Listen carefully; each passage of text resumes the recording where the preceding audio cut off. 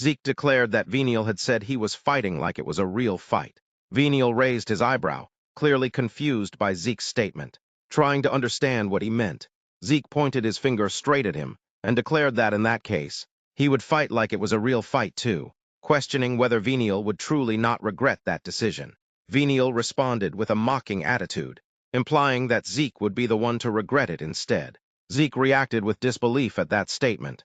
He then clenched his fist and firmly stated that they would soon see who would actually regret it. In the next moment, Zeke launched a powerful punch at Venial with full force, sending him flying backward as he crashed into the distance. Venial's teammates screamed in concern upon witnessing the impact. Meanwhile, Zeke casually observed the entire situation without any tension. The focus then shifted to Venial, who had slammed into a wall due to the punch. The impact was so strong that the wall itself cracked. Venial suffered heavy injuries, his body covered in wounds, with blood flowing from his nose and mouth. Struggling through the pain, he somehow managed to stand up. Groaning as he clenched his teeth, he was overwhelmed, unable to comprehend how such a thing was even possible. A realization struck him, as he considered that even if he launched a counterattack as quickly as possible, Zeke still remained completely unharmed. Zeke then stood right in front of him with confidence and identified that Venial was using ether with wind properties. Understanding the situation, he concluded that Venial must belong to one of the 4 great families of the moon. Recognizing it as the special ether possessed by his lineage, Venial gritted his teeth in rage and cursed at Zeke in frustration.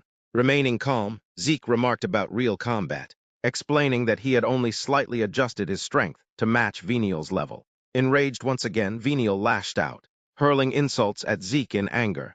In the very next instant, Zeke moved at the speed of light and appeared right behind Venial. He fixed him with a deadly glare and declared that this was the 2nd time. At that same moment, Aster delivered a powerful strike to Venial's back. Venial was sent flying once again, crashing to the ground as he groaned in pain. He clenched his teeth and was overwhelmed with confusion, unable to understand what was happening and why he was being defeated so easily. Before he could recover, Zeke rushed toward him again with incredible speed.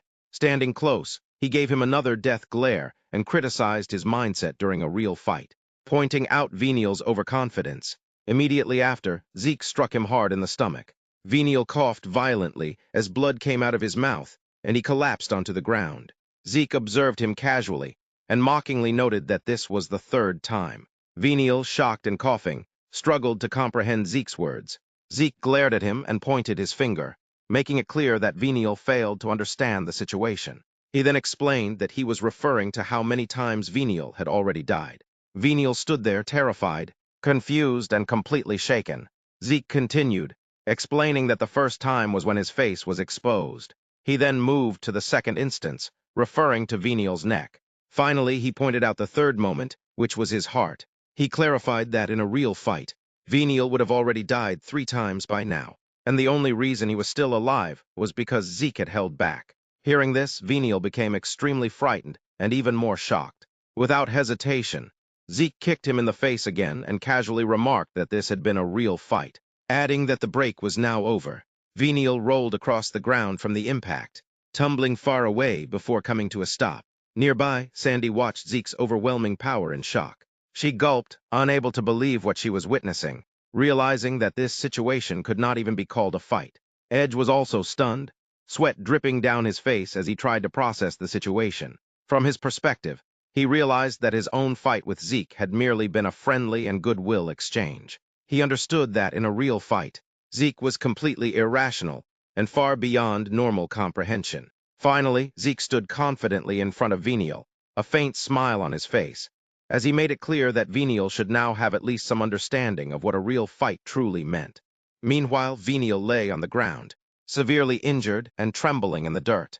Zeke continued by acknowledging that on the battlefield, as Venial had said, it was indeed important to eliminate the enemy completely.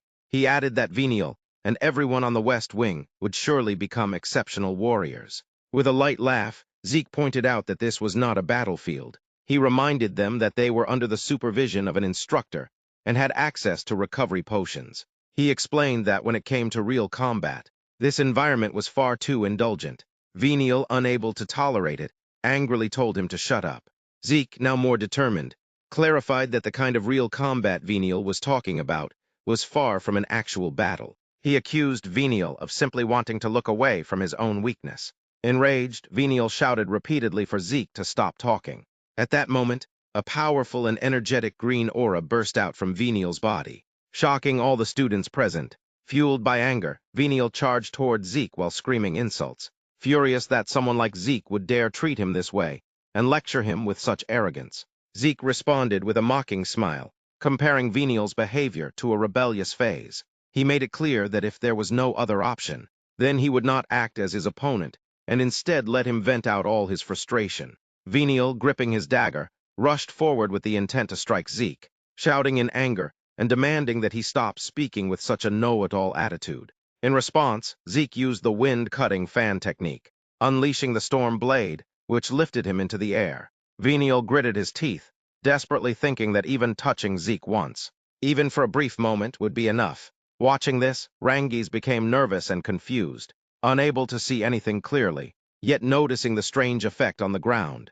Ed then explained that it was her power, identifying Lena of the 4 great families from the Fafnald family as the bearer of wind energy. He described her aura as invisible, a power that could not be seen with the naked eye. Sandy reacted by calling it a subtle and sinister power that suited them perfectly. Edge responded with an awkward smile, asking her not to say things like that. He admitted that while it was annoying, it was essentially a continuous invisible attack, making it a very tough ability to deal with. Meanwhile, Rangis silently prayed for Zeke's safety. Back on the battlefield, Venial, still overwhelmed by Zeke's power, gritted his teeth in frustration, unable to understand why he could not land even a single proper hit. Zeke casually explained that if one observed the flow carefully, everything became quite simple. Venial, growing even angrier, shouted in frustration, rejecting Zeke's explanation as meaningless nonsense. Zeke then struck the back of Venial's head and calmly pointed out another opening in his defense. Venial staggered from the hit, his anger reaching its peak as he cursed Zeke and demanded that it was enough, wishing for his death in pure rage. In a desperate attempt, Venial tried to attack Zeke from behind. However, Zeke effortlessly dodged the attack and casually remarked that Venial still seemed to be in the middle of a rebellious phase. Questioning whether he had vented enough yet, Venial became even more furious, shouting in uncontrollable rage, unable to hold himself back, as he declared his intent to kill Zeke. Zeke calmly acknowledged that kind of perseverance, noting that as a warrior, it was something admirable. In the very next moment, Zeke moved faster than light and appeared right beside Venial before he could even react. He delivered another devastating full-force punch to Venial's stomach and stated that his body had already reached its limits long ago. Blood burst out from Venial's mouth as he collapsed onto the ground. Zeke continued, explaining that if Venial pushed himself any further, he would only suffer more and that it was time to end the fight. However, in that instant, Venial suddenly grabbed Zeke's leg tightly. Zeke reacted with a faint scoff, implying that if they were to continue until the very end, then so be it. Right after that, Venial forced himself back up.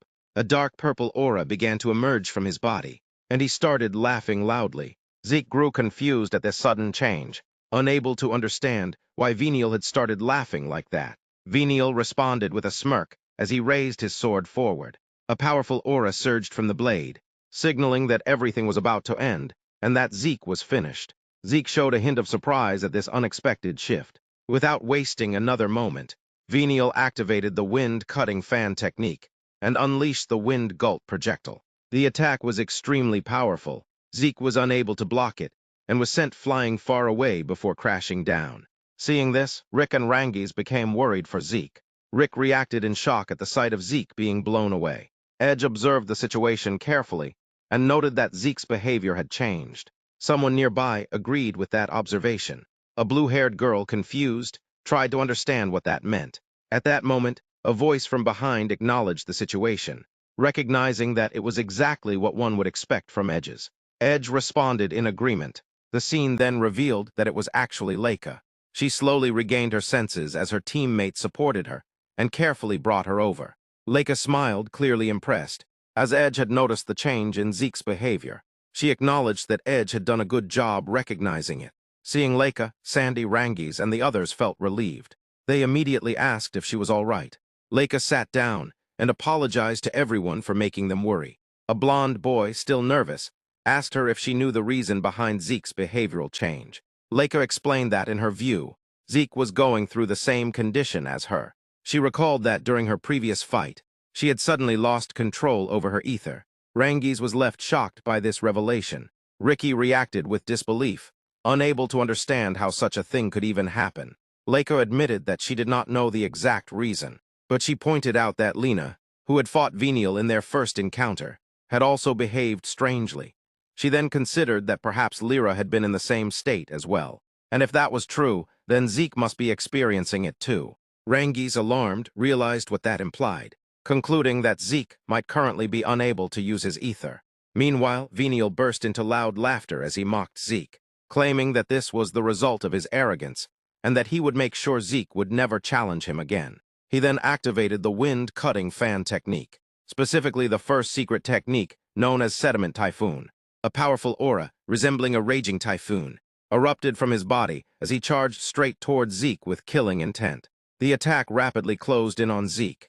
Watching this, Rangis became terrified for him and shouted his name in panic. Despite facing such an overwhelming technique, Zeke clenched his fist and moved forward. He delivered a powerful punch to Venial, causing blood to burst from his mouth and nose once again.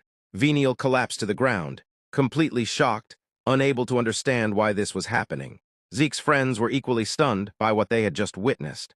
Leica, however, smiled calmly and remarked that even though she had more to say, it seemed Zeke himself did not care about it. As the dust from the clash slowly settled, Zeke was revealed standing there with a wild grin on his face, looking almost like someone who had lost himself in the fight.